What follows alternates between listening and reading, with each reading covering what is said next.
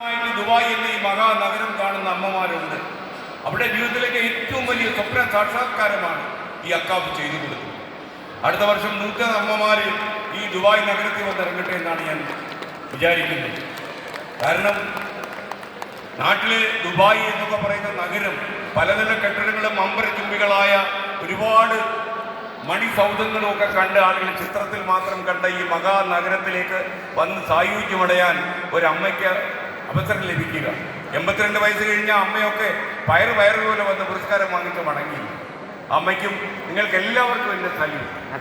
കാരണം ഇതൊരു സ്വപ്ന സാക്ഷാത്കാരമാണ്. ഞാൻ വിചാരിക്കുന്നു ഇനി ഞാൻ ഇതിലേക്ക് വന്നു കഴിഞ്ഞാൽ അക്കാഫ് ആദ്യമായിട്ടാണ് ഫ്ലവേഴ്സുമായിട്ട് സഹകരിച്ച് ഒരു ഓണം ആഘോഷിക്കുന്നത്. നിങ്ങളുടെ സിഒ സന്തോഷ് വന്നിട്ടുണ്ട്.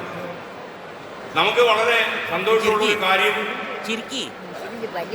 അക്കാഫ് ഒന്നിച്ചു പോകും എന്ന് നമ്മുടെ പ്രസിഡന്റ് പറഞ്ഞു പോകുന്നു.